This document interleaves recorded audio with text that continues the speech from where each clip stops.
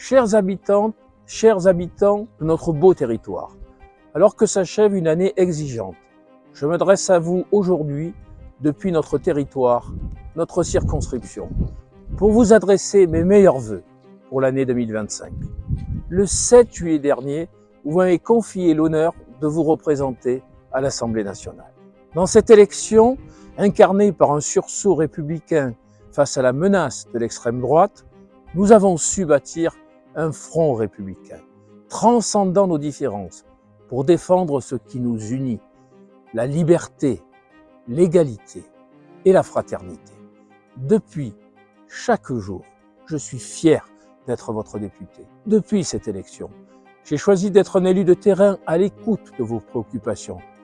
Sur le marché, dans les associations, les entreprises ou lors de mes permanences parlementaires, j'ai entendu vos espoirs, vos doutes et parfois votre colère. Une colère bien sûr légitime face à un gouvernement qui refuse d'entendre les attentes des Françaises et des Français, vos attentes, et qui s'obstine dans une politique déconnectée de nos réalités.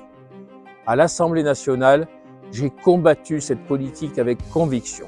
J'ai porté des amendements pour défendre nos services publics, soutenir nos hôpitaux, renforcer l'éducation et accompagner la transition écologique.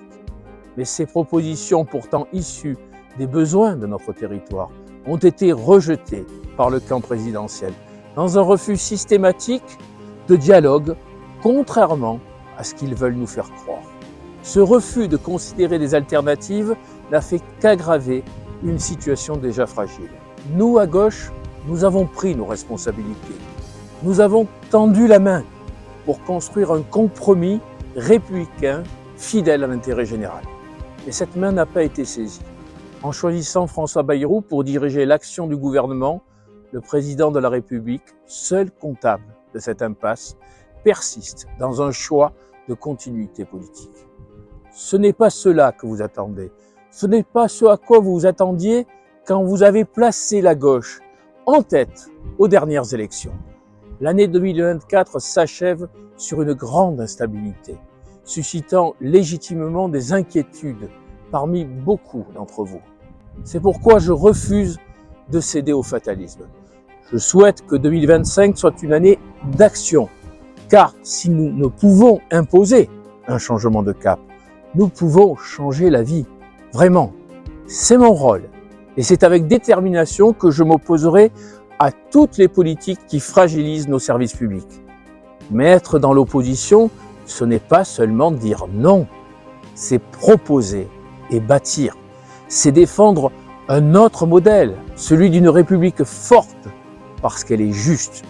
Je l'ai fait pendant ces 6 mois de mandat, je continuerai à le faire en 2025. Ici, dans notre circonscription, je resterai à vos côtés. Dès la rentrée prochaine, je lancerai des réunions publiques régulières afin que chacun puisse s'exprimer et contribuer aux décisions qui nous concernent. Pour prendre le pouls, répondre à vos questions, écouter vos critiques et vos suggestions. Je poursuivrai également mon travail aux côtés des associations, des collectivités et des acteurs économiques pour soutenir l'emploi, le combat pour la préservation de nos services publics si essentiels. 2025 ne sera donc pas une année de résignation. 2025 doit être une année où nous menons des combats, rénover nos hôpitaux et nos écoles, donner un logement digne à toutes et à tous, développer les transports en commun, favoriser la commercialité dans les centres-villes. Ces combats ne sont pas des options, ils sont essentiels. C'est donc avec cet esprit de mobilisation et d'espoir que je vous adresse mes vœux, les plus chaleureux pour 2025. Je sais que les défis sont immenses, mais je suis convaincu qu'ensemble, avec votre énergie et votre détermination, nous pourrons faire bouger les lignes. À vous et à vos proches, je souhaite une année pleine de réussite, de santé et de moments partagés.